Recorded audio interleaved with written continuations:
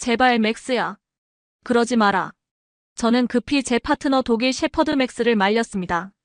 하지만 이미 늦었죠. 맥스의 송곳니가 그 한국계의 목덜미를 물어뜯었고 선홍색 피가 훈련장 바닥에 뚝뚝 떨어지고 있었습니다. 역시 아시아계는 안 돼. 싸우지도 못하네. 동료 잭슨이 비웃으며 말했습니다. 그런데 이상했습니다. 그 한국계는 왜 그렇게 참고만 있었던 걸까요? 반격할 힘이 충분히 있어 보였는데 말이죠. 지금부터 이 이야기를 들려드리겠습니다. 제 이름은 마리아 로드리게스입니다. 올해 39살이고 LA경찰서 K9 유닛에서 15년째 일하고 있습니다. 매일 아침 5시 30분 알람이 울리기 전에 저는 이미 눈을 뜹니다. 커피 한 잔을 마시고 훈련복으로 갈아입죠. 검은색 택티컬 팬츠에 LAPD K9 로고가 새겨진 폴로 셔츠, 그리고 허리에는 트리트 파우치와 리드줄을 찹니다. 오전 6시 정각, 저는 훈련장에 도착합니다. 시원한 새벽 공기가 폐 깊숙이 들어오면서 하루가 시작됩니다. 굿모닝, 맥스. 제 파트너 독일 shepherd 맥스가 제 목소리를 듣자마자 꼬리를 흔들며 달려옵니다. 4살 된 수컷으로 체코에서 온 순수 혈통이죠. 검은색과 갈색이 조화를 이룬 털, 쫑긋 선귀, 그리고 저를 바라보는 영리한 눈빛. 완벽한 워킹독입니다. 플라츠. 저의 독일어 명령에 맥스는 즉시 엎드립니다. 지츠. 앉습니다. 푸스. 제 왼쪽에 딱 붙어서 걷기 시작하죠. 이게 바로 진짜 경찰견입니다. 명령과 동시에 반응하고 핸들러와 완벽한 호흡을 맞추는 것. 15년 동안 저는 이런 유럽산 워킹독들만 다뤄왔습니다.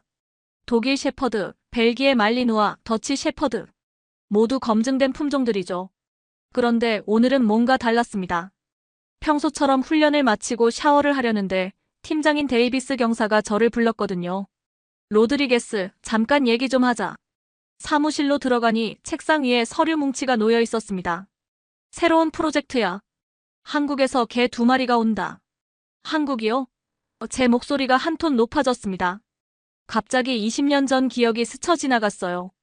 대학교 2학년 때 일본 교환학생 아키코의 아키타견에게 물렸던 그 악몽 같은 순간이요.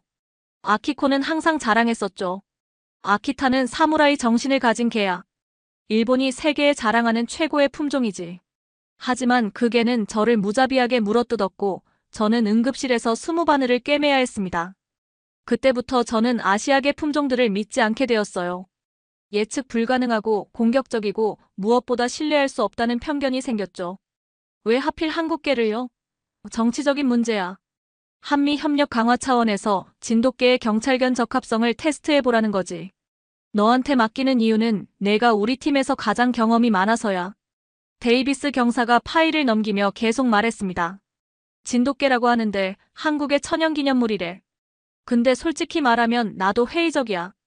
아시아 개들이 우리 shepherd나 말리누아만큼 할 수 있을지. 저도 같은 생각이었습니다. 하지만 명령은 명령이죠. 다음 날 오후 저는 LAX 공항 화물터미널에 서 있었습니다. 한국에서 온 2마리의 진돗개를 받으러 온 거죠. 이동 케이지에서 나온 첫 번째 개를 봤을 때 솔직히 실망했습니다. 생각보다 크지도 않고 뭔가 평범해 보였거든요. 흰색 털을 가진 암컷으로 덩치는 맥스의 3분의 2 정도였어요. 이름은 대안이라고 했습니다. 두 번째는 황색 털을 가진 수컷 민국이었어요. 역시 크기는 비슷했고 저를 보는 눈빛이 어쩐지 경계심으로 가득했습니다. 이게 한국이 자랑하는 천연기념물이라고. 저는 속으로 중얼거렸습니다. 맥스 같은 위풍당당함도 없고 말리누아 같은 날렵함도 없어 보였거든요. 그냥 평범한 중형견이었어요. 한국에서 함께 온 관계자가 설명했습니다. 진돗개는 매우 영리하고 충성심이 강한 개입니다. 한 주인만을 섬기는 특성이 있어서. 한 주인만을 섬긴다고요? 저는 즉시 문제점을 파악했습니다.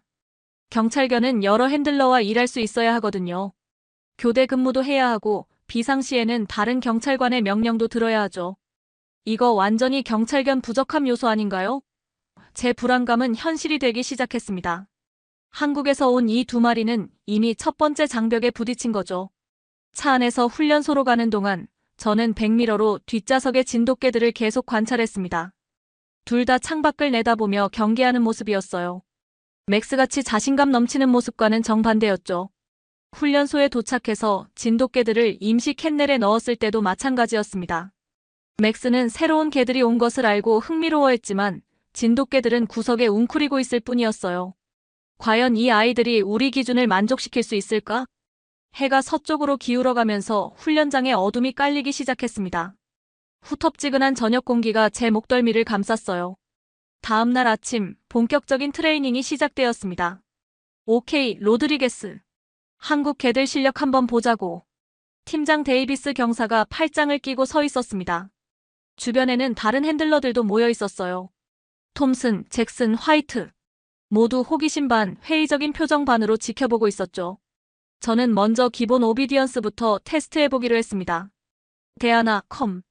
진돗개 대안을 불렀지만 반응이 없었어요. 그냥 저를 빤히 쳐다보기만 할 뿐이었죠. 지츠. 앉으라는 독일어 명령에도 꿈쩍도 하지 않았습니다. 아, 이거 영어로 해야 하나? 저는 영어로 바꿔봤어요. 시트. 여전히 반응이 없었습니다. 대안은 고개만 갸우뚱할 뿐이었어요. 옆에서 지켜보던 잭슨이 비웃었습니다. 야, 로드리게스. 설마 한국어로 해야 하는 거 아니야? 아니면 개고기 냄새라도 맡게 해줘야 하나? 다른 핸들러들이 킥킥 웃기 시작했어요.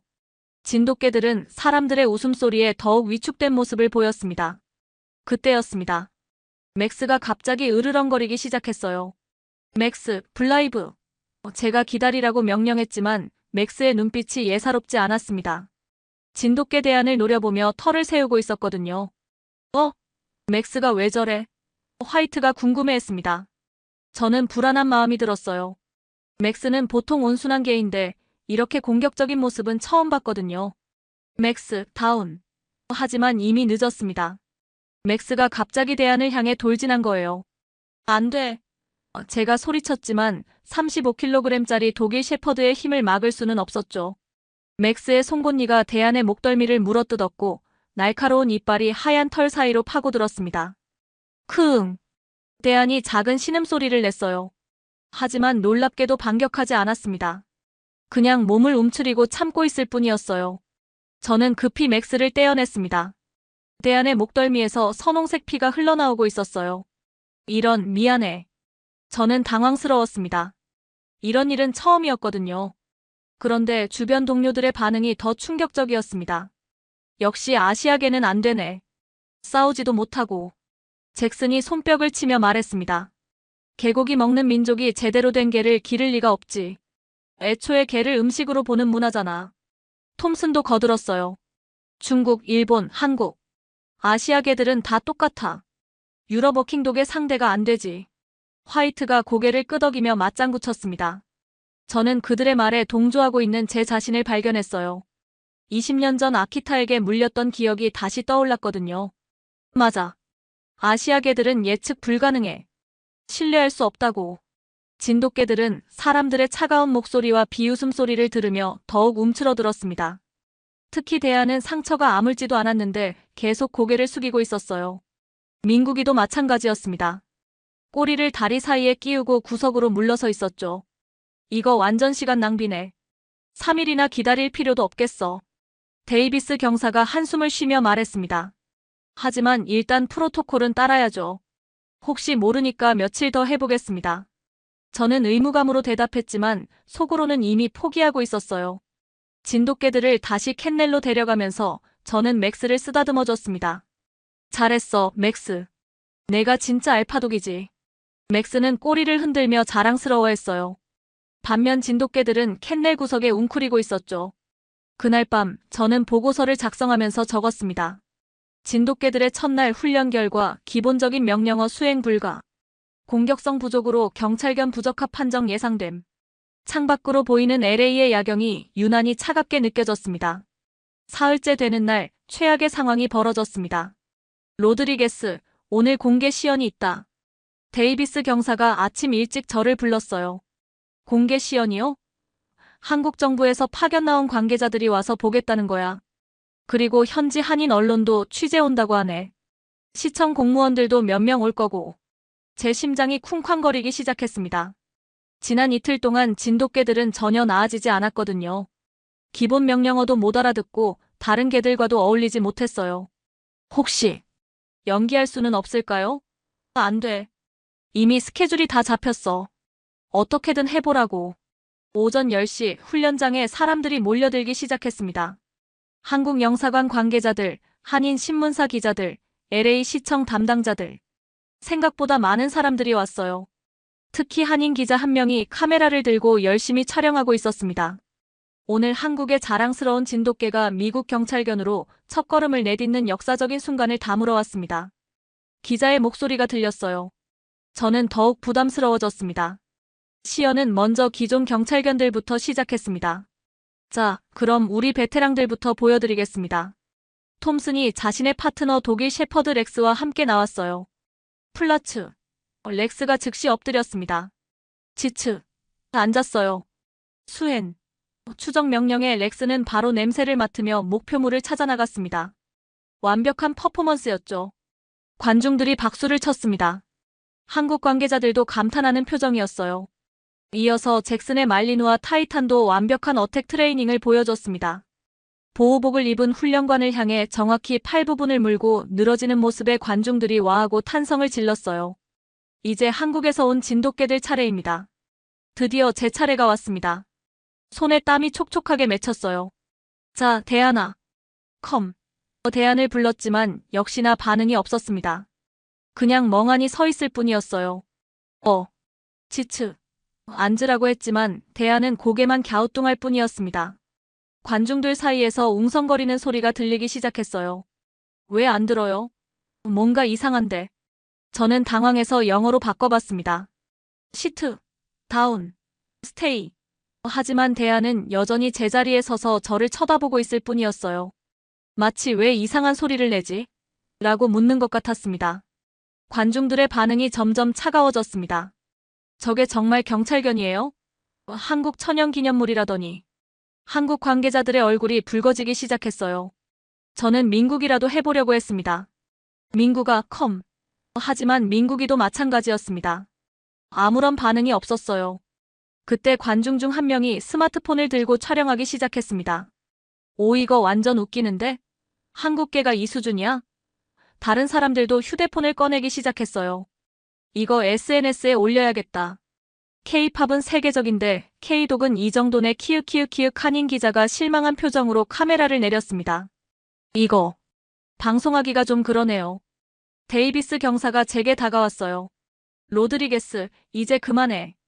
더 이상은 창피만 당하겠어. 저는 얼굴이 화끈거렸습니다. 15년 경력에 이런 망신은 처음이었거든요. 진돗개들을 다시 캔넬로 데려가면서 주변에서 들리는 소리들이 귀에 박혔습니다. 역시 아시아계는 안 되는구나. 한국인들이 너무 과장한 거 아냐? 우리 독일 shepherd가 최고지. 그날 저녁 소셜미디어에는 진돗개들의 실패 영상이 밈으로 확산되고 있었습니다.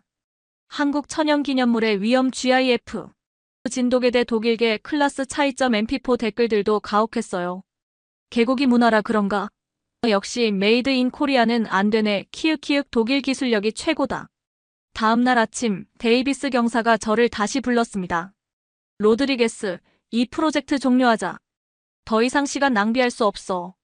하지만 어제 영상 봤어? 우리 경찰서가 웃음거리가 됐다고. 상부에서도 빨리 정리하라고 하네. 저는 고개를 끄덕일 수밖에 없었습니다. 진돗개들은 어떻게 하죠? 한국으로 다시 보내거나 아니면 일반 가정에 입양 보내거나. 어쨌든 경찰견으로는 불가능해. 그날 밤 저는 진돗개들을 보러 캔넬에 갔습니다. 대안과 민국이는 구석에 웅크리고 있었어요. 며칠 전보다 훨씬 기가 죽어 보였습니다. 미안해, 얘들아. 나도 어쩔 수 없네. 저는 중얼거렸습니다. 하지만 속으로는 안도감도 들었어요. 이제 이 골치 아픈 프로젝트에서 벗어날 수 있으니까요. 캔넬을 나서면서 문을 닫는 소리가 유난히 크게 들렸습니다. 그 일은 이틀 후에 벌어졌습니다. 오후 2시쯤 저는 평소처럼 맥스와 함께 루틴 트레이닝을 하고 있었어요. 진돗개들은 이미 포기한 상태였고 내일이면 한국으로 돌아갈 예정이었거든요. 맥스, 트랙. 맥스가 냄새를 맡으며 추적 훈련을 하고 있을 때였습니다. 탕, 탕탕. 갑자기 총소리가 들렸어요. 훈련소에서 500m 정도 떨어진 상가 지역에서 나는 소리였습니다. 이거 실제 총소리야. 잭슨이 소리쳤어요. 곧이어 무전기에서 긴급 상황 알림이 들렸습니다. 모든 유닛, 긴급 상황 발생. 12가와 메인 스트리트 교차로 편의점에서 무장강도 사건. 용의자 총기 소지, 인질 있음. K9 유닛 대기. 데이비스 경사가 뛰어왔습니다. 로드리게스, 톰슨, 잭슨. 출동 준비해. 저는 급히 맥스에게 전술 하네스를 채웠어요. 다른 핸들러들도 각자 파트너들을 준비시키고 있었습니다. 현장에 도착했을 때 이미 경찰차들이 편의점을 포위하고 있었어요. 협상 전문가가 확성기로 용의자와 대화를 시도하고 있었습니다. 안에 인질이 몇 명 있는지 확인 안 됐습니다. 현장 지휘관이 저희에게 브리핑했어요. 용의자는 30대 남성으로 추정되며 권총을 소지하고 있습니다. 매우 불안정한 상태라고 하네요. 그때 편의점 안에서 다시 총소리가 들렸습니다. 탕. 젠장, 또 쐈어. 경찰관들이 긴장했습니다. K9 유닛, 뒤쪽 출입구로 접근해서 내부 상황 파악해. 명령이 떨어졌어요. 저는 맥스와 함께 편의점 뒤편으로 이동했습니다. 톰슨의 렉스, 잭슨의 타이탄도 함께였어요. 그런데 이상한 일이 벌어졌습니다. 평소 같으면 이런 상황에서 흥분하며 적극적으로 나서던 맥스가 갑자기 주춤거리기 시작한 거예요. 맥스가 왜 저래? 렉스와 타이탄도 마찬가지였습니다. 꼬리를 다리 사이에 끼우고 뒤로 물러서려고 하고 있었어요. 이상하네. 평소에 이런 적이 없는데. 톰슨이 당황했습니다. 그때 편의점 안에서 비명 소리가 들렸어요. 여자 목소리였습니다. 분명히 인질이 위험에 처한 상황이었죠. 빨리 들어가야 해. 하지만 우리 경찰견들은 모두 겁을 먹고 있었습니다. 총소리에 완전히 위축된 상태였어요. 바로 그때였습니다. 저거 뭐야? 누군가가 소리쳤어요. 저는 고개를 돌려봤습니다. 믿을 수 없는 광경이었어요. 진돗개 대안과 민국이가 어디서 나타났는지 편의점 쪽으로 달려가고 있었거든요. 저 개들이 어떻게 여기까지 왔지? 아마도 캔넬에서 나온 것 같았어요. 총소리를 듣고 본능적으로 뛰어나온 건가요? 위험해. 저 개들 막아야 해. 제가 소리쳤지만 이미 늦었습니다.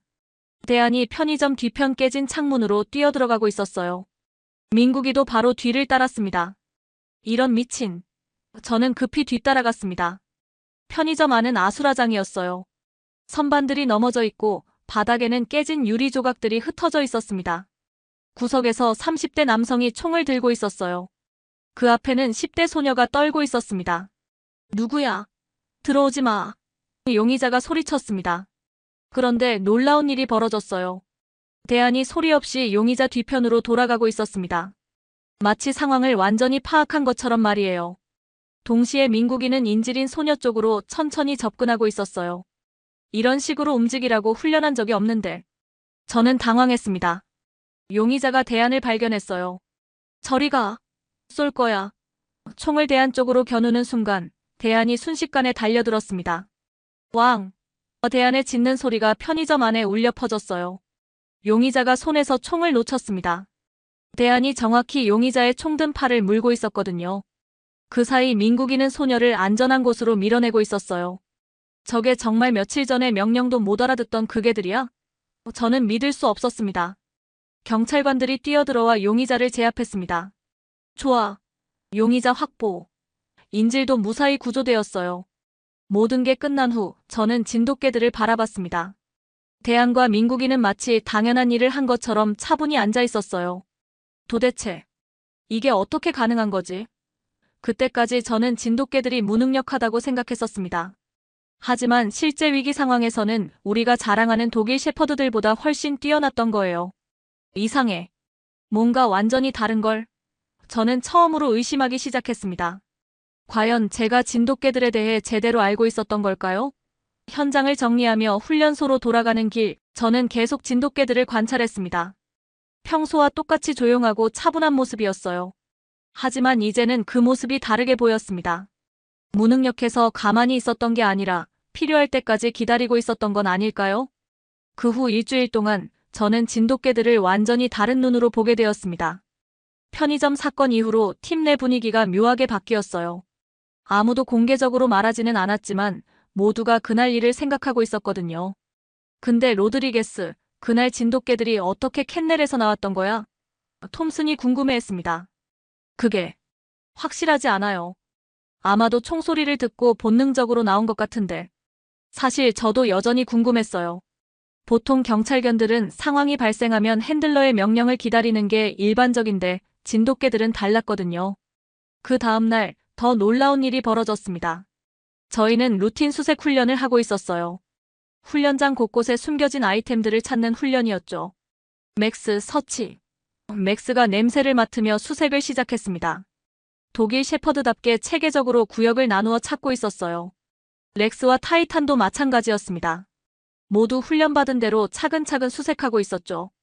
그런데 대안과 민국이는 달랐습니다. 이상하게도 이 두 마리는 특정 방향으로만 계속 고개를 돌리고 있었어요. 훈련장 북쪽 모퉁이 쪽이었습니다. 대안아, 뭘 보고 있니? 저는 대안의 시선을 따라가 봤지만 특별한 게 보이지 않았어요. 그냥 평범한 벽면이었죠. 하지만 대안은 계속 그쪽을 응시하고 있었습니다. 민국이도 마찬가지였어요. 이상하네. 저 개들이 뭘 본 거지? 잭슨도 의아해했습니다. 바로 그때 한국에서 온 관계자 김 선생님이 찾아왔어요. 편의점 사건 이후 진돗개들의 상황을 확인하러 온 거였습니다.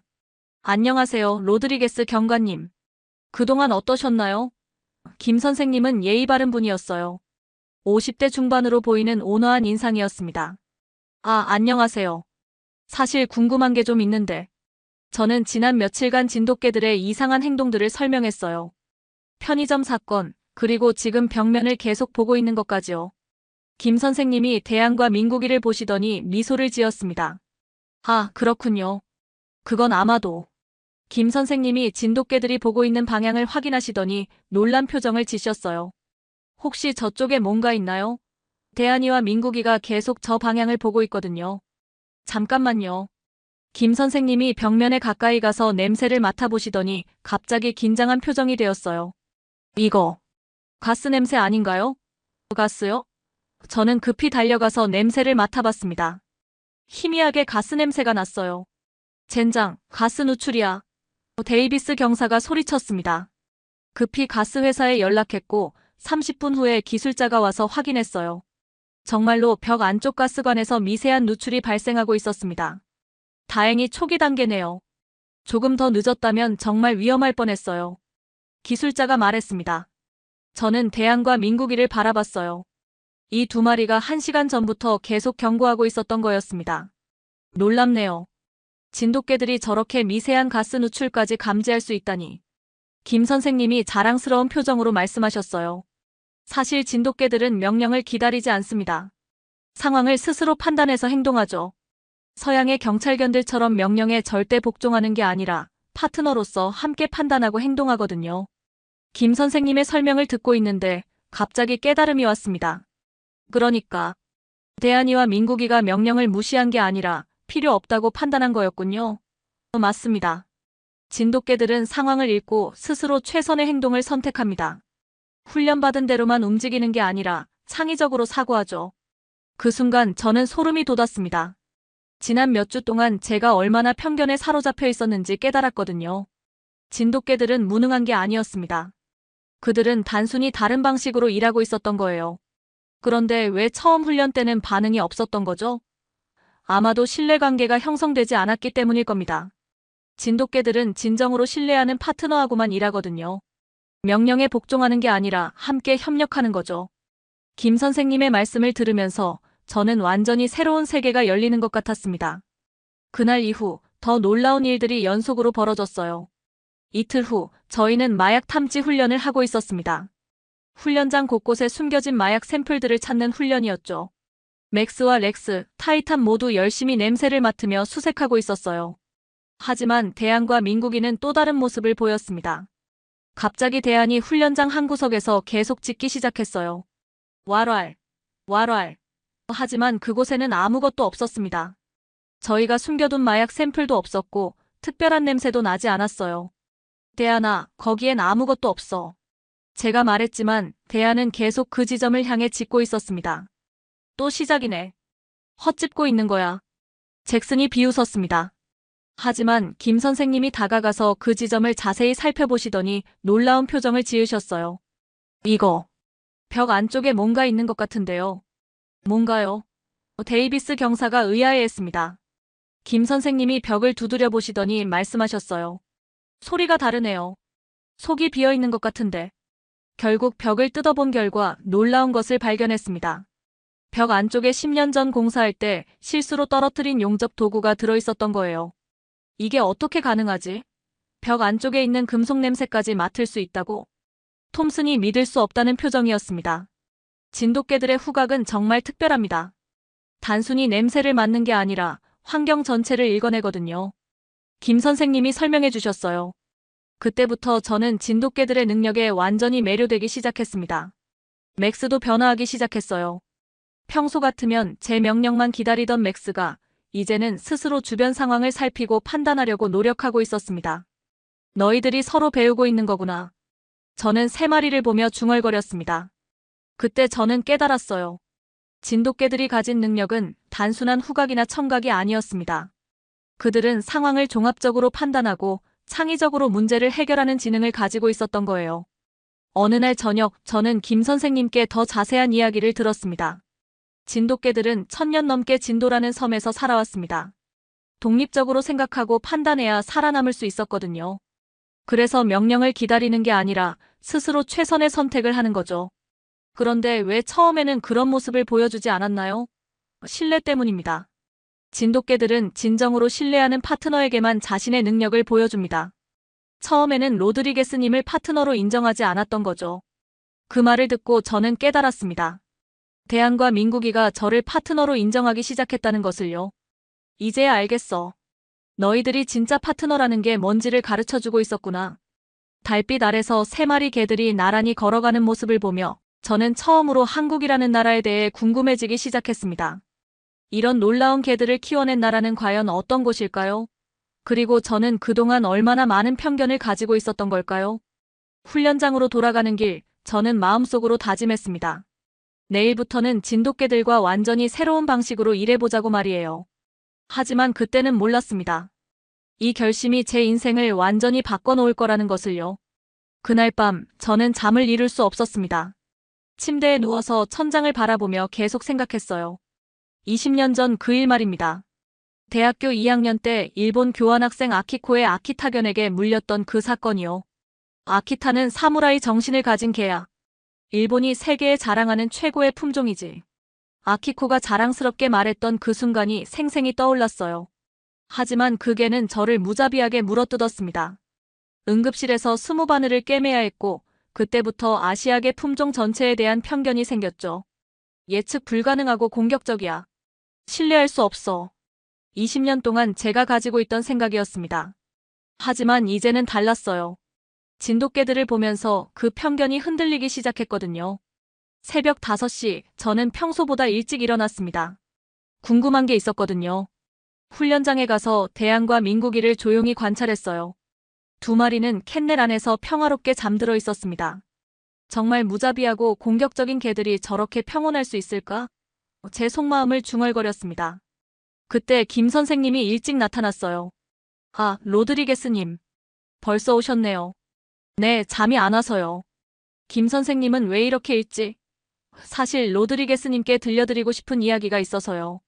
김 선생님이 진돗개들을 바라보며 말씀하셨습니다.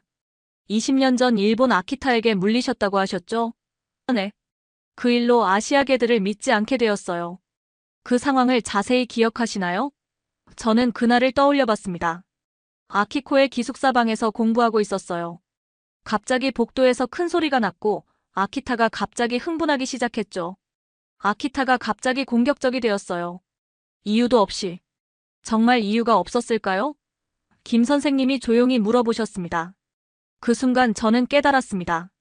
그날 복도에서 들렸던 소리를 말이에요. 아, 그때 복도에서 다른 남학생들이 시끄럽게 떠들고 있었어요. 술에 취해서. 그 소리를 들었을 때 아키타가 어떻게 행동했나요? 처음에는 아키코 쪽으로 가더니 그 다음에 저를 물었어요. 아키코가 어디에 있었죠? 침대에 누워서. 아, 잠깐. 저는 기억을 되짚어봤습니다. 그때 아키코는 감기에 걸려서 침대에 누워 있었어요. 그리고 복도에 취한 남학생들 소리가 점점 커지고 있었죠. 아키타가 먼저 아키코를 보호하려고 했던 거군요. 김 선생님이 말씀하셨습니다. 그런데 왜 저를 물었을까요? 아마도 로드리게스님이 아키코에게 너무 가까이 다가갔기 때문일 거예요. 개들은 보호 본능이 발동하면 주인 주변의 모든 것을 위협으로 인식할 수 있거든요. 그 말을 듣고 저는 충격을 받았습니다. 그러니까 아키타는 공격적이어서 저를 문 게 아니라 아키코를 보호하려고 했던 거였군요. 맞습니다. 그리고 그때 아키타가 정말로 공격하려고 했다면 로드리게스님이 20바늘로 끝났을 리 없어요. 아키타는 40kg이 넘는 대형견이거든요. 김 선생님의 말씀을 들으면서 저는 20년 동안 가지고 있던 편견이 완전히 잘못된 것이었음을 깨달았습니다. 그럼 저는 20년 동안 완전히 잘못 생각하고 있었던 거네요. 편견이라는 게 그런 거죠. 하나의 경험이 전체를 판단하는 기준이 되어버리는 거예요. 그때 동료들이 하나둘 출근하기 시작했습니다. 톰슨, 잭슨, 화이트. 오, 로드리게스. 벌써 와 있네. 톰슨이 인사했습니다. 김 선생님도 일찍 오셨네요. 진돗개들 상태 어때요? 많이 좋아졌습니다. 특히 로드리게스님과의 관계가 많이 개선되었어요. 김 선생님이 대답하셨습니다. 그때 잭슨이 다가왔어요. 근데 솔직히 말하면 저 아시아 개들이 우리 독일 shepherd만큼 할 수 있을까요?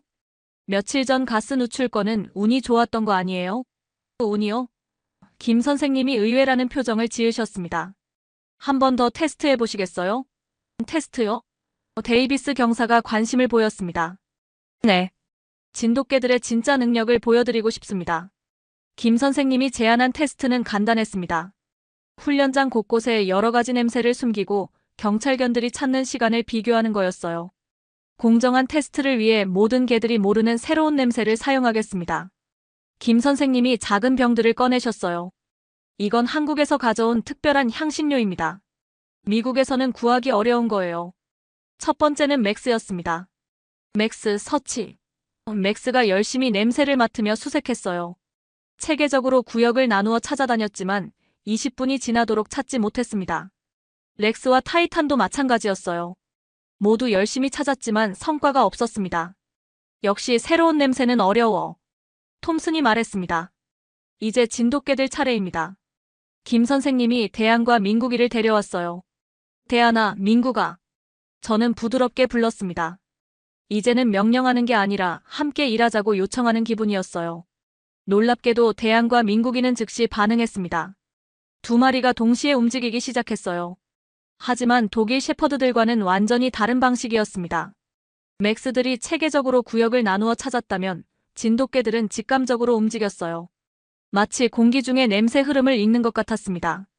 3분 만에 대안이 첫 번째 지점을 찾았어요. 5분 만에 민국이가 두 번째 지점을 찾았습니다. 10분 만에 모든 지점을 찾아냈어요. 이건 어떻게 가능한 거지? 잭슨이 믿을 수 없다는 표정이었습니다. 진돗개들은 냄새를 맡는 방식이 다릅니다.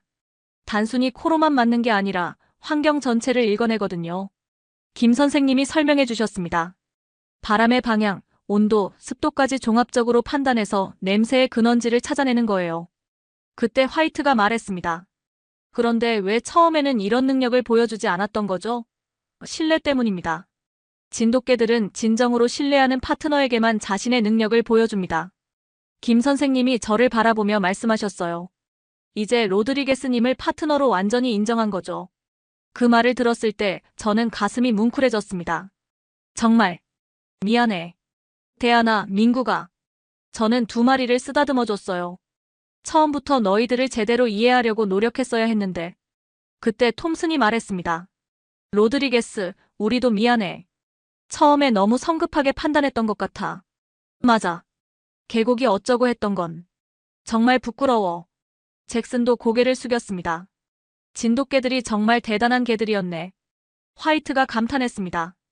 데이비스 경사가 다가왔어요. 로드리게스, 이 프로젝트 계속 진행하자.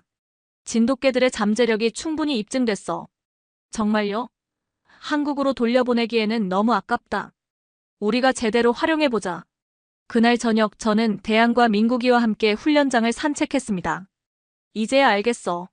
너희들은 처음부터 훌륭한 파트너였는데 내가 편견 때문에 못 본 거였구나. 달빛 아래서 두 마리가 저를 바라보는 눈빛이 따뜻했어요.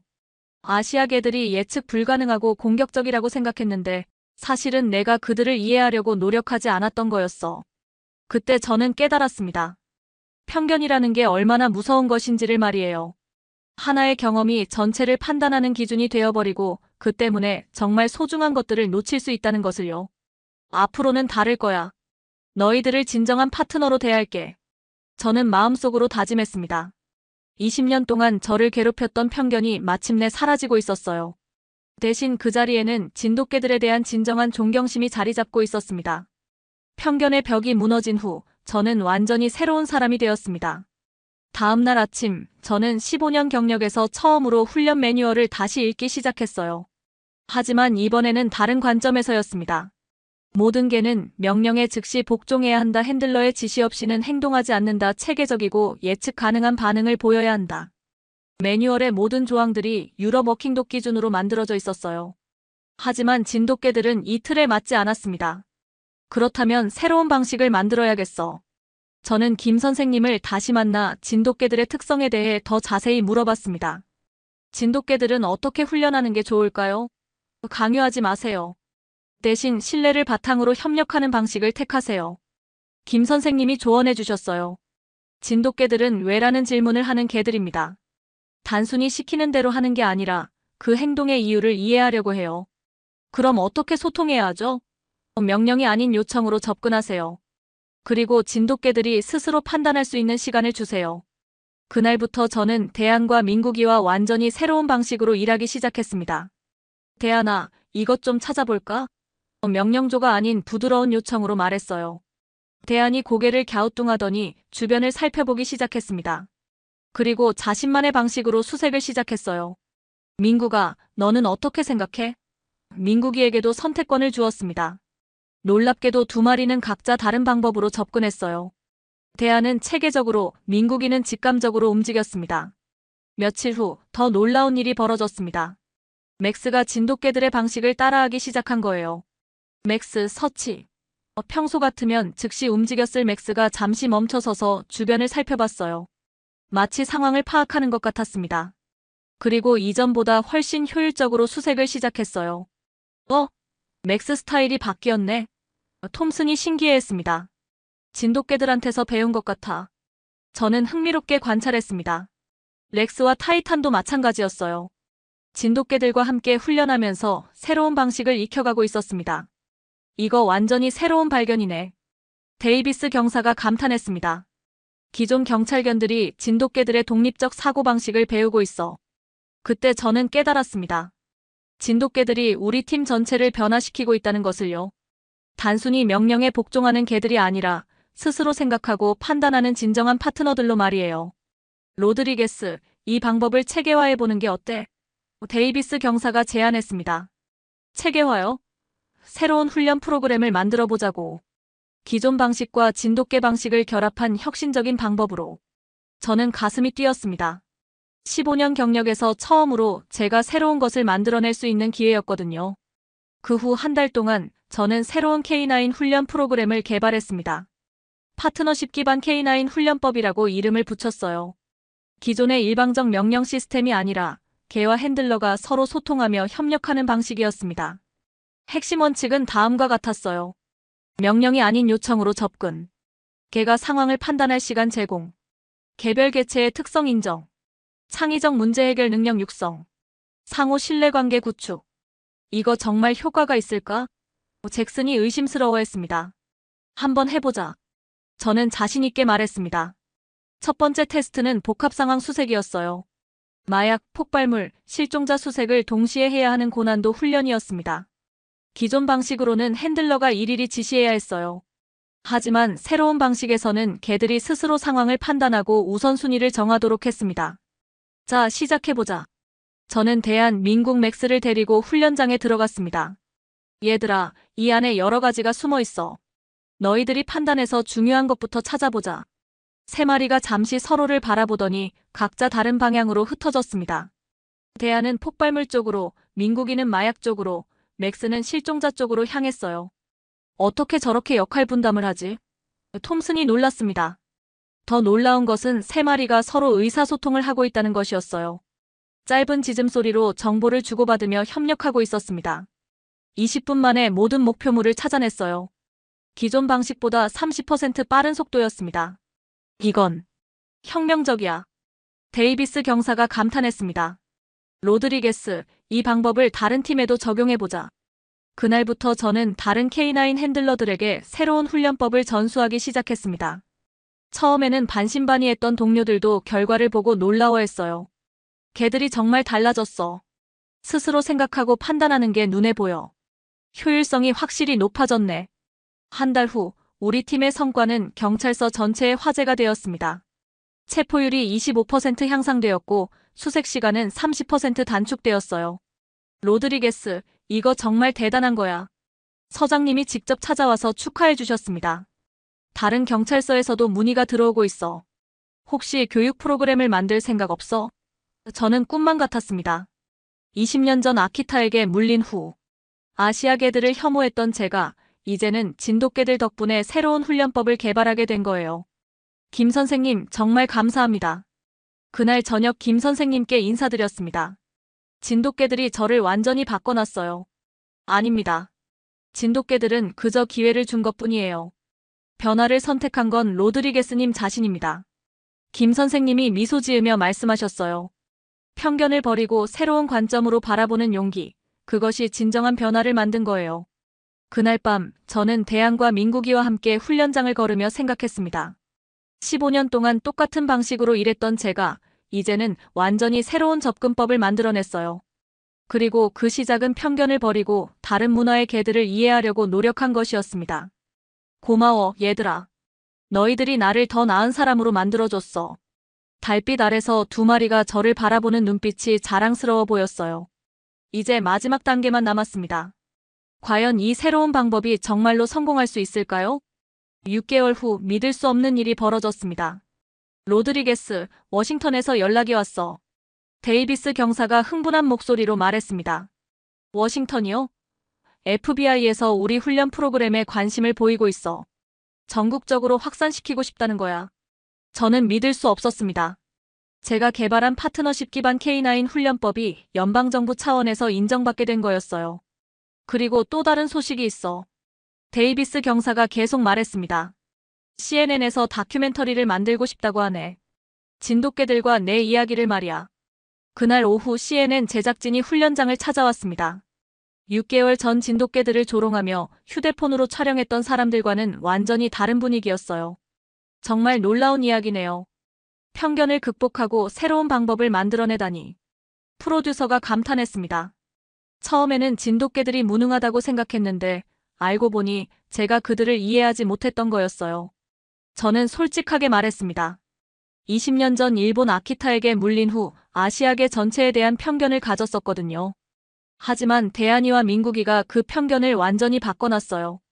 카메라가 돌아가는 가운데 저는 대한과 민국이의 놀라운 시연을 보여드렸습니다. 복잡한 수색 임무를 척척 해내는 모습, 맥스와 완벽한 팀워크를 보여주는 장면들이 촬영되었어요. 이제 맥스도 진돗개들의 방식을 배워서 훨씬 더 효율적으로 일하고 있습니다. 저는 설명했습니다.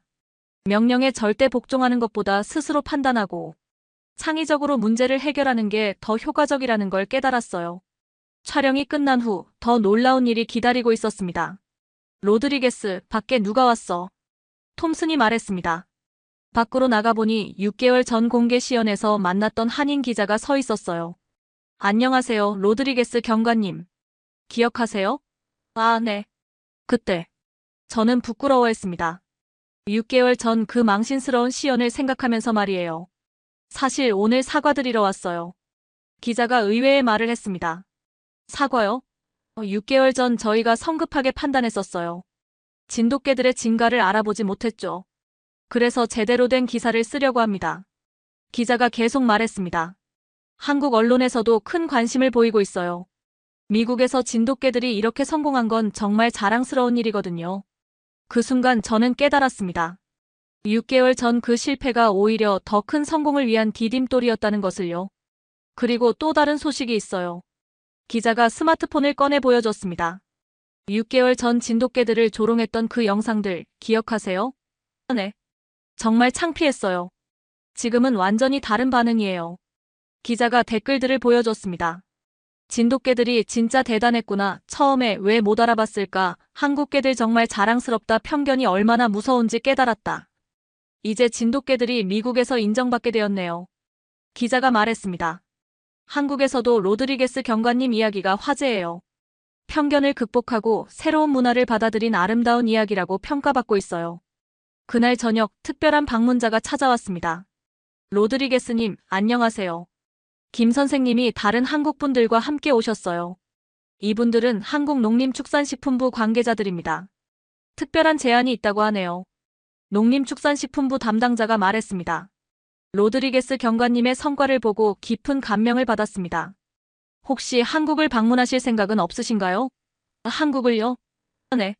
진돗개의 고향인 진도를 직접 보시고 한국의 K9 훈련 프로그램에 자문을 해주시면 어떨까 합니다. 저는 꿈만 같았습니다. 20년 전까지만 해도 아시아 전체를 혐오했던 제가 이제는 한국 정부로부터 초청받게 된 거였어요. 그리고 또 다른 제안이 있습니다. 담당자가 계속 말했습니다. 한국에서도 로드리게스님의 훈련법을 도입하고 싶어 합니다. 문화교류 차원에서 상호 협력하는 거죠. 정말 영광입니다. 저는 감동했습니다. 그때 갑자기 톰슨, 잭슨, 화이트가 나타났어요. 로드리게스, 우리도 할 말이 있어. 톰슨이 진지한 표정으로 말했습니다. 6개월 전 우리가 정말 잘못 생각했어. 잭슨이 고개를 숙였습니다. 계곡이 어쩌고 하면서 인종차별적인 말을 했었잖아. 정말 부끄러워. 진돗개들이 이렇게 훌륭한 개들인데 편견 때문에 못 알아봤어. 화이트도 사과했습니다. 그리고 로드리게스, 너 정말 대단해. 편견을 극복하고 새로운 길을 만들어냈잖아. 우리도 많이 배웠어. 다른 문화를 존중하는 게 얼마나 중요한지 말이야. 동료들의 진심 어린 사과를 들으면서 저는 눈물이 날 것 같았습니다. 고마워, 친구들. 나도 많이 배웠어. 그날 밤 저는 대안과 민국이 그리고 맥스와 함께 훈련장을 마지막으로 걸었습니다. 너희들이 나를 완전히 바꿔놨어. 저는 중얼거렸습니다. 20년 동안 가지고 있던 편견을 버리게 해주고 새로운 관점으로 세상을 보게 해줬어. 대안과 민국이가 저를 바라보는 눈빛이 따뜻했어요. 그리고 맥스야, 너도 정말 많이 변했어. 이제 진짜 팀워크가 뭔지 아는 것 같아. 맥스가 꼬리를 흔들며 대안과 민국이 사이로 다가갔습니다. 세 마리가 나란히 서 있는 모습을 보면서 저는 깨달았습니다. 진정한 파트너십이란 서로 다른 배경을 가진 존재들이 편견을 버리고 서로를 이해하려고 노력할 때 만들어지는 거라는 것을요. 이제 한국에 가서 더 많은 것을 배워야겠어. 저는 미래를 생각하며 웃었습니다. 6개월 전 망신스러운 실패로 시작된 이야기가 이제는 국제적인 성공 사례가 되었어요. 그리고 그 중심에는 편견을 극복하고 새로운 문화를 받아들인 제 자신의 변화가 있었습니다. 대안아, 민구가 고마워. 너희들이 나를 더 나은 사람으로 만들어줬어. 달빛 아래서 세 마리 개들이 저를 바라보는 모습이 한 폭의 그림 같았습니다. 20년 전 아키타에게 물린 상처로 시작된 편견이 이제는 진돗개들과의 아름다운 파트너십으로 완전히 치유되었어요. 그리고 이 이야기는 편견을 극복하고 다른 문화를 이해하려고 노력하는 모든 사람들에게 희망을 주는 메시지가 되었습니다. LA의 밤하늘에 별들이 반짝이고 있었습니다. 마치 새로운 시작을 축복하는 것처럼 말이에요. 마리아 로드리게스의 이야기는 계속됩니다. 편견을 극복하고 새로운 문화를 받아들이는 용기. 그것이 진정한 변화를 만드는 열쇠였습니다. 독일 지멘스 본사 회의실에서 큰 소리가 났습니다.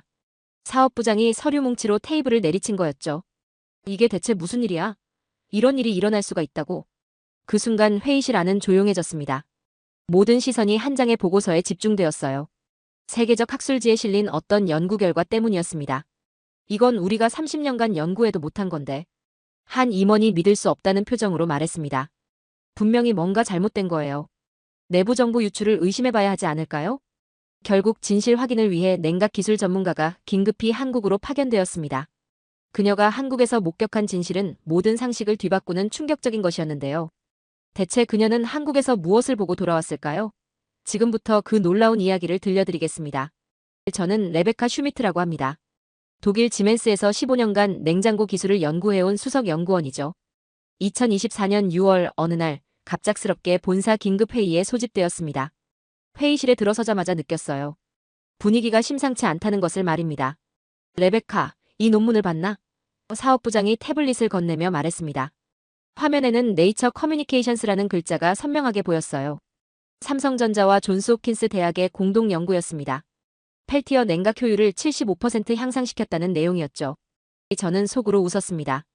사업부장님, 아시아 기업들이라면 복사나 모방은 잘하겠지만 진짜 혁신은 어려울 겁니다. 2019년 중국 하이얼과의 기술 제휴 협상 때도 봤잖아요.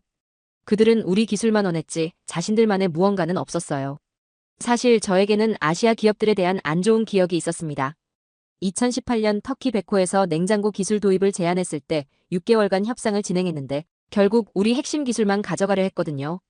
그때 저는 서구권 밖의 기업들이 자체 개발보다는 기술 도입에만 의존한다고 확신했습니다. 하지만 사업부장의 표정은 여전히 굳어 있었습니다. 레베카, 자네가 한국에 가서 직접 확인해보게. 우리가 놓친 게 있는지 말이야. 저는 한숨을 쉬었습니다. 한국이라니요. 아시아는 기술을 따라하기만 하잖아요. 독일처럼 100년 전통의 공학 정신이 있어야 진짜 혁신이 가능한 거 아닌가요? 하지만 명령은 명령이었습니다. 일주일 후, 저는 인천공항으로 향하는 비행기에 몸을 맡겼어요. 그때는 몰랐습니다. 이 출장이 제 인생관을 완전히 바꿔놓을 거라는 것을 말이죠. 인천공항에 내리자마자 첫 번째 충격이 왔습니다. 공항 곳곳에 에어컨이 시원하게 나오고 있었거든요. 독일 프랑크푸르트 공항은 여름에도 더운 편인데 인천공항은 달랐어요. 와, 여기는 정말 시원하네. 무더운 6월 날씨인데도 공항 안은 정말 쾌적했습니다. 삼성전자에서 김동영 과장이라는 분이 나와서 저를 마중했어요. 슈미트 박사님, 멀리서 오시느라 고생하셨습니다. 깔끔한 제네시스 지분의 차로 수원까지 가는 길, 경부고속도로 기흥휴게소에 들렀습니다. 박사님, 잠깐 휴게소에서 쉬어가요. 한국 고속도로 휴게소 문화를 보여드리고 싶어서요. 휴게소에 들어서자 또 놀랐습니다. 에어컨이 시원하게 나오는 것은 물론이고 온갖 음식들이 가득했어요. 호떡 드셔보세요. 한국의 전통 간식이에요. 김 과장이 할머니가 굽고 있는 갓 구운 따뜻한 호떡을 사줬습니다. 한 입 베어무니 달콤한 흑설탕과 견과류가 입안에 퍼졌어요. 휴게소에서 이런 맛있는 걸 파는군요. 한국 휴게소는 특별해요. 단순한 쉼터가 아니라 맛있는 음식을 즐길 수 있는 곳이거든요. 김 과장이 자랑스럽게 말했습니다. 그리고 GS25 편의점에서 바나나 우유도 사줬어요. 이건 한국 사람들이 어려서부터 마시는 국민 음료예요. 수원에 도착해서 롯데시티 호텔 수원에 체크인한 후 저녁 약속이 있다고 했어요. 박사님, 수원 갈비가 유명하거든요. 한국 음식도 체험해보시라고 저희 팀장님이 준비하셨어요. 가보정 갈비 본점에 들어서자 정성진 팀장이 저를 맞이했습니다. 박사님, 한국에 오신 걸 환영합니다. 수원 왕갈비가 나왔을 때 정말 놀랐어요. 갈빗대가 10cm나 되는 큰 소갈비가 이렇게 달콤하고 부드러울 줄 몰랐거든요. 독일에서는 소고기를 이렇게 달콤하게 조리하지 않는데 정말 맛있네요. 제가 감탄하자 정 팀장이 웃었습니다. 가보정 갈비는 1974년부터 시작된 수원 대표 맛집이에요. 천연 제염으로 양념해서 고기 본래 맛을 살리는 게 특징이죠. 그런데 내일 실제 기술을 보여주신다고 했는데 정말 논문에 나온 75% 효율 향상이 가능한 건가요? 저는 여전히 의심스러웠어요. 다음 날 아침 호텔에서 간단히 아침을 먹고 삼성전자 수원 디지털시티로 향했습니다. 경기도 수원시 영통구 삼성로 129번지에 위치한 이곳은 정말 거대한 연구단지였어요. 정 팀장이 맥심 모카 골드 커피를 건네주며 말했어요. 박사님, 맥심 커피 드셔보세요. 한국 사람들이 가장 많이 마시는 커피예요. 달콤한 맛이 나는 인스턴트 커피였는데 생각보다 맛있었어요. 독일에서는 주로 원두커피를 마시는데 이것도 괜찮네요. 알파이브 타워라고 불리는 모바일 연구소 건물에 들어가면서 놀랐습니다. 25층 높이의 건물 어디든 에어컨이 시원하게 나오고 있었어요. 점심시간이 되자 근처 위풍당당 화로구이라는 냉면집으로 갔습니다. 여름에는 냉면이 최고죠. 더운 날씨에 시원한 국수를 먹으면 속이 시원해져요. 정 팀장이 평양 물냉면을 추천했어요. 독일에서는 냉면 같은 차가운 국수를 먹는 문화가 없는데 신기하네요. 한 젓가락 먹어보니 정말 시원하고 상쾌했어요. 메밀면이 이렇게 쫄깃하고 시원할 줄 몰랐거든요. 이상하게 더위가 가시는 느낌이에요. 한국 사람들은 여름 음식으로 몸에 열을 식히는 지혜가 있어요. 조상들의 경험이죠. 정 팀장이 설명해줬습니다. 오후에 드디어 펠티어 냉장고 시연이 시작되었습니다. R3타워 실험실에 일반 냉장고 크기의 기기가 여러 대 놓여 있었어요. 이것이 저희 펠티어 냉장고고 옆에 있는 것은 독일제 최고급 냉장고예요. 좋습니다. 그렇다면 공정한 비교를 해보죠. 저는 독일에서 가져온 측정 장비를 꺼냈습니다. 두 냉장고에 같은 온도의 물병을 넣고 테스트를 시작했어요. 30분 정도 지나자 이상한 일이 벌어졌습니다. 한국 냉장고가 독일제보다 빨리 차가워지고 있었거든요. 더 놀라운 건 소음이었어요. 독일제는 컴프레서 소음이 들렸지만 한국제는 정말 조용했습니다. 전력 소모량을 확인했을 때 더욱 놀랐어요. 한국 냉장고가 독일제보다 30% 적은 전력을 소비하고 있었거든요. 제가 알던 모든 상식이 흔들리기 시작했어요. 이 측정이 정확한 건가요? 저는 떨리는 목소리로 물었습니다. 나노공학 기술로 펠티어 소재 사용량을 1000분의 1로 줄였다는 설명을 들었을 때 더욱 충격받았어요. 박사님, 오늘은 좀 늦어질 것 같은데 저녁을 시켜도 될까요? 젊은 연구원이 물었습니다. 저녁을 시켜요? 네, 한국은 야근할 때 배달 음식을 시켜 먹는 문화가 있어요. 배달의 민족으로 주문할게요. 스마트폰을 몇 번 터치하더니 30분 후에 도착한다네요. 저는 놀랐어요. 30분 후에 따뜻한 음식이 온다고요? BBQ 황금 올리브 치킨이 도착했을 때 또 한 번 놀랐습니다. 정말 바삭바삭하고 맛있었어요. 독일에서는 이런 바삭한 치킨을 밤늦게 시켜 먹을 수가 없는데요. 한국은 24시간 배달 문화예요. 언제든 원하는 음식을 시켜 먹을 수 있어요. 정 팀장이 테라 맥주도 따라줬습니다. 야근할 때 치킨과 맥주가 최고죠. 치킨을 먹으면서 기술에 대해 더 자세히 들었습니다. 2024년부터 비스포크 AI 하이브리드 냉장고로 이미 상용화했어요. 컴프레서와 펠티어 소자를 상황에 따라 하이브리드로 운용하는 거죠. 정 팀장이 자세히 설명해줬어요. 하지만 가장 중요한 건 정 팀장이 잠시 멈췄다가 말했어요. 우리는 지구 환경을 정말 걱정해요. 냉매가 오존층을 파괴한다는 걸 알고 있거든요. 그래서 우리 아이들이 살아갈 지구를 위해 이 기술을 개발했어요. 그때 깨달았어요. 한국 사람들이 이 기술을 개발한 진짜 이유가 무엇인지 말이죠. 정말로 지구와 미래 세대를 걱정하고 있었던 겁니다. 치킨을 나눠 먹으면서도 지구를 생각하는 사람들이었어요. 제가 얼마나 편견에 사로잡혀 있었는지 부끄러워지기 시작했습니다. 다음 날 오전에는 더 자세한 기술 설명을 들었습니다. 3년 만에 이런 혁신을 이뤄냈어요. 정 팀장이 자랑스럽게 말했어요. 3년이요? 독일에서는 이런 기술 개발에 최소 10년은 걸릴 텐데요. 저는 놀랐습니다. 한국 사람들은 빨리빨리 문화가 있어서 연구도 빨리 해요. 하지만 품질은 절대 타협하지 않죠. 젊은 연구원이 웃으며 말했습니다. 실제로 에너지 소비 효율 1등급 기준보다 30%더 효율적이라는 데이터를 보여줬어요. 점심에는 근처 박군자 진주냉면에서 비빔냉면을 먹었어요. 야채가 이렇게 많이 들어가는군요. 색깔도 예쁘고 맛도 상큼했습니다. 한국은 채소를 정말 다양하게 먹는 문화가 있어요. 오후에는 김 과장이 제안했습니다. 박사님, 수원 화성도 구경해보세요. 한국의 전통 문화도 보시라고요. 유네스코 세계 문화유산인 수원 화성을 걸으면서 한국의 역사에 대해 들었어요. 200년 전에 이런 성을 쌓았다고요? 정조대왕이 아버지 사도세자를 위해 건설한 계획도시예요. 18세기에 이미 과학적 설계를 했던 거죠. 김 과장이 설명해줬습니다. 독일에서도 이런 정교한 성곽 설계를 보기 어려울 텐데요. 그렇네요. 독일의 노이슈반슈타인 성보다도 더 체계적인 설계 같아요. 저는 놀랐습니다. 한국이 이미 200년 전부터 이런 과학적 도시 계획을 세웠다는 것이 믿기지 않았어요. 화성 안에서 전통찻집에 들어가 식혜를 마셨습니다. 쌀로 만든 음료라니 정말 신기해요. 달콤하고 시원한 맛이었어요. 저녁 시간이 되자 정 팀장이 더 자세한 기술 개발 과정을 설명해줬습니다. 사실 이 기술 개발은 정말 어려웠어요. 기존 펠티어 소자는 효율이 너무 낮아서 상용화가 불가능했거든요. 그래서 저희는 나노공학 기술을 도입했습니다. 비스무스 텔루라이드 소재를 원자 단위로 제어해서 방막 형태로 만들었어요. 두께가 머리카락의 1000분의 1 수준이죠. 저는 놀랐습니다. 독일에서도 그런 정밀한 나노 공정은 극소수 연구소에서만 가능한데요. 3년간 밤낮 없이 연구했어요. 특히 열 손실을 최소화하는 게 가장 어려웠죠. 젊은 연구원이 말했습니다. 기존 소자는 양면에서 동시에 흡열과 발열이 일어나서 효율이 떨어졌거든요. 저희는 새로운 10개면 소재를 개발해서 이 문제를 해결했습니다. 그 결과 COP 값을 4.2까지 끌어올렸어요. 이론적 한계에 근접한 수치죠. 정 팀장이 자랑스럽게 말했습니다. 그날 밤 호텔로 돌아가면서 생각했습니다. 한국 연구진들의 끈기와 기술력이 정말 대단하다는 것을요. 전통을 지키면서도 혁신을 멈추지 않는 나라였습니다. 셋째 날 오전에는 삼성전자 생산기술연구소를 방문했습니다. 박사님, 저희 양산 기술도 보여드리고 싶어서요. 김 과장이 안내해줬어요. 거대한 생산 라인이 정말 인상적이었습니다. 이 모든 공정이 자동화되어 있군요. 저는 놀랐습니다. 네, 로봇이 나노미터 단위로 정밀하게 소자를 제조해요. 불량률이 0.1%도 안 됩니다. 독일 지멘스도 이런 수준의 자동화는 없는데요. 제가 감탄하자 젊은 엔지니어가 웃었습니다. 한국은 반도체 기술이 발달해서 이런 정밀 공정이 가능해요. 순대를 맛보는 시간도 있었는데 생각보다 담백하고 맛있었어요.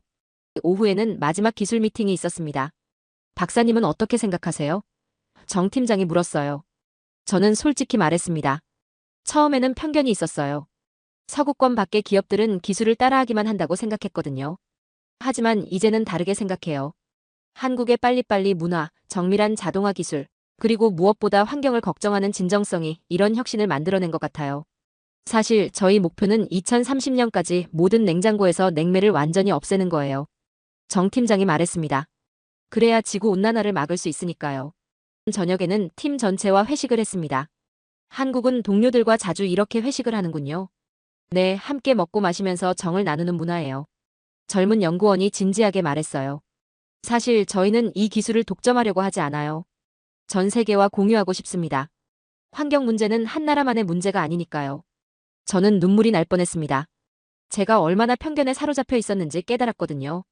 한국 사람들은 정말 다른 차원의 생각을 하고 있었어요.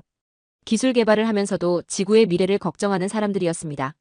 마지막 날 아침, 저는 호텔에서 본사에 보낼 보고서를 작성하고 있었습니다. 창밖으로 보이는 수원 시내의 모습을 보면서 생각했어요.